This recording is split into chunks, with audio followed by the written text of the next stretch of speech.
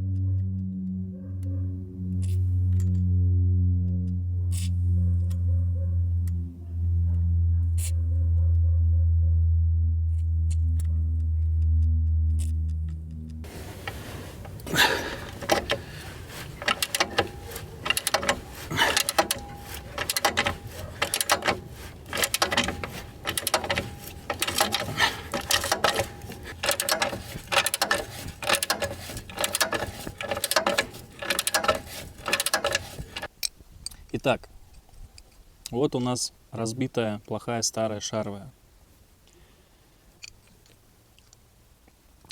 Какая причина выхода из строя?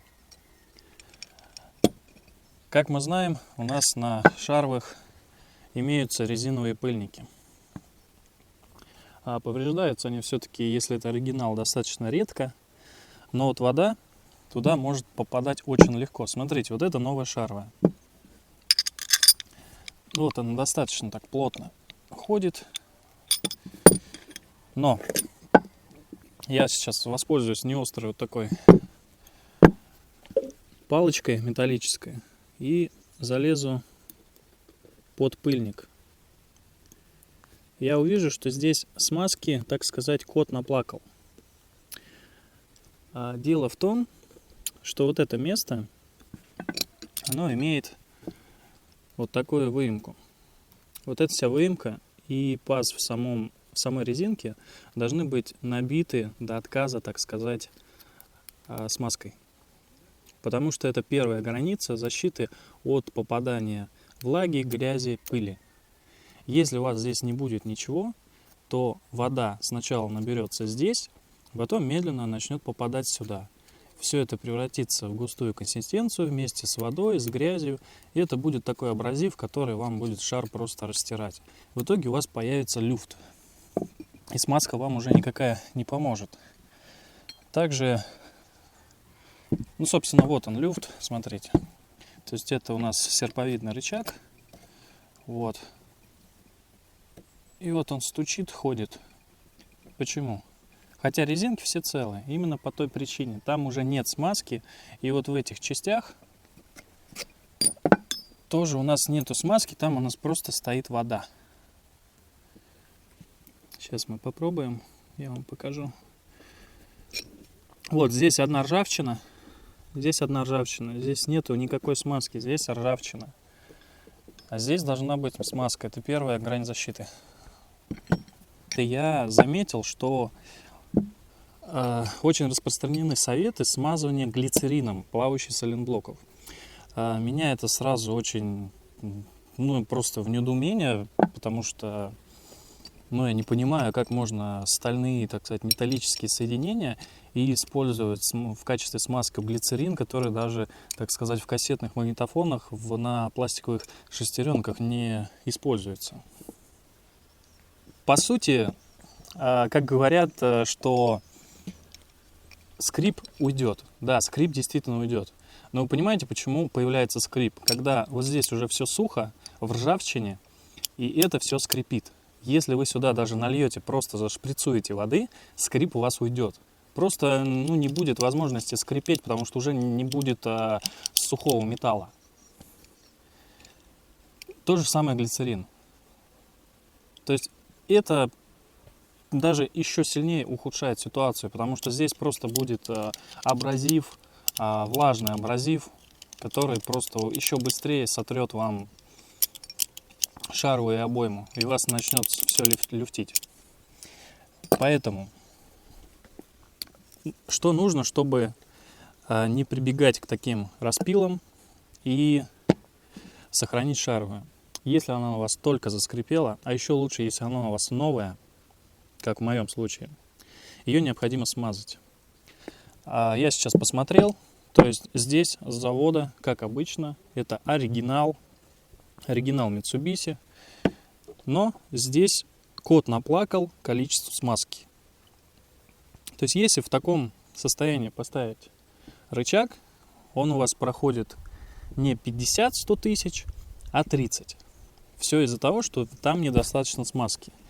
И если ваш мастер или вы не придадите этому значению, ну, ждите скорый скрип и выход из строя. И потом вы будете обвинять, что сейчас оригинал плохой.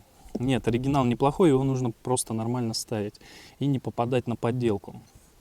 Итак, давайте к делу, потому что все это, так сказать, долгие рассуждения. Смотрите, для того, чтобы смазать новую шаровую, нам потребуется шприц со снятой иглой. Снимаем иглу. В шприце у нас, естественно, уже смазка. Итак, берем неострый предмет, чтобы не повредить сальник. Вот так приоткрываем. То есть я вот держу, приоткрыл. Мне сейчас неудобно, потому что я делаю наоборот на камеру, да. Но теперь я шприц также засовываю вот в это отверстие. И моя задача добавить смазки, так сказать, туда вглубь, ближе к шару. Вот я сейчас полностью туда попал. И сейчас вся смазка идет туда, в шаровую. То есть наполняем, так сказать, без фанатизма то пространство. Посмотрите, сколько смазки входит. Там вообще пусто. Я уже кубик туда вдавил. И теперь мы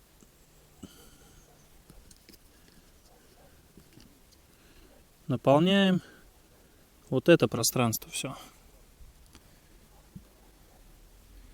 Вот эту выемку как раз таки, где у нас может быть, не может быть, а будет собираться вся влага. Все лишнее выдуется, ничего там страшного нет. Все.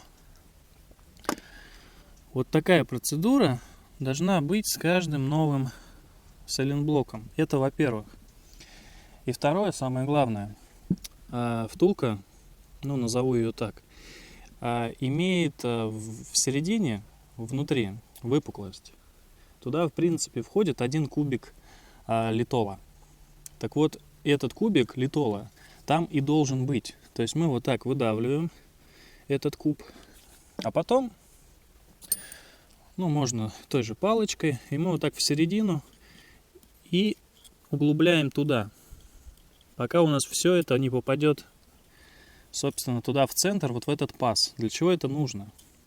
Во-первых, для того, чтобы потом вы не резали, как я, а чтобы спокойно вынули болт. И он был не ржавый, а целый, смазанный. Этот 1 грамм смазки там легко продержится те самые 50-150 тысяч километров пробега, и никуда он не денется. Самое главное, все это до отказа набить. То есть там специально полость для этого. Такую же полость вы можете встретить в обычных сайлентблоках. Она сделана для того, чтобы сама втулка в центре становилась выпуклой и лучше держалась в резинке. Но также это используется для смазки. То есть также мы здесь все это дело набиваем смазкой. Не просто мы смазываем болт. У нас смазка должна остаться в центре. Потом она никуда не денется и будет очень медленно нам смазывать болт. И все соединение. Обратите внимание, и вы увидите, что там действительно есть эти углубления. и их необходимо наполнить смазкой. Итак, теперь самое интересное. Как нам устранить скрип шаровой, которая еще не начала люфтить? Как я говорил выше, никакого глицерина, не надо вот этих бабушкиных советов. Смотрите, все, что вам потребуется для того, чтобы устранить скрип в шаровой, то есть вам необходимо ее смазать. Смазать нормальной смазкой, которая используется для подшипников качения и для шаровых соединений. То есть в моем случае это, допустим, литол 24 цинк, а вымпел, то есть антикоррозийные металлоблокирующие смазки. Я использую наши отечественные, то есть можно использовать импортные, не в этом суть. Вам потребуется всего лишь шприц. Вот такой шприц я взял на 20 мл. И от него же игла. Все. Тот советчик, который вам посоветовал или кому-то когда-то глицерином, по сути, наверное, взял 3-миллилитровый шприц с тонкой иглой. Естественно, оттуда ничего не выйдет. Сейчас я вам наглядно покажу, сколько я буквально там за 5 секунд смогу выдавить смазки. Смотрите. Обязательно держим иглу, чтобы она у нас не соскочила. Начинаем давить. Давить нужно сильно, но... То есть вот буквально 5 секунд у нас такие полкапельки смазки. Просто мне сейчас неудобно еще давить. Воздух у нас немножко попал. Убираем воздух. Продолжаем.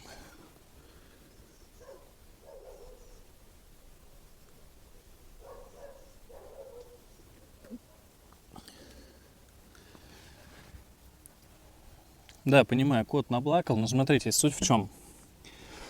Если вы уделите 20 минут данной процедуре и аккуратно это проделаете с каждой стороны вот такой небольшой шаровой, то есть плавающего сайлентблока, то скрип, после того, как вы немного поездите по кочкам и это все распространится по шару, он уйдет. И он к вам не вернется в случае как с глицерином. Потому что вот этой смазки ее уже деться некуда. Ее будет намного больше. Итак, какие мы подведем выводы?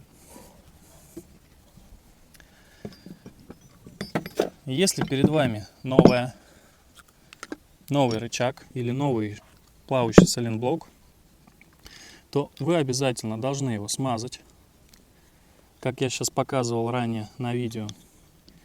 То есть набиваете до отказа, пыльники здесь не порвутся, все лишнее просто выдавливается. Все просто вот отсюда выйдет. Так сказать, в данном случае смазки много не бывает. А с завода очень мало идет смазки, то есть обязательно смазывать. Далее центр наполняем смазкой так, чтобы у нас была просто прямое отверстие под ось, не было никаких углублений. Все углубления у нас забиваются смазкой. Все.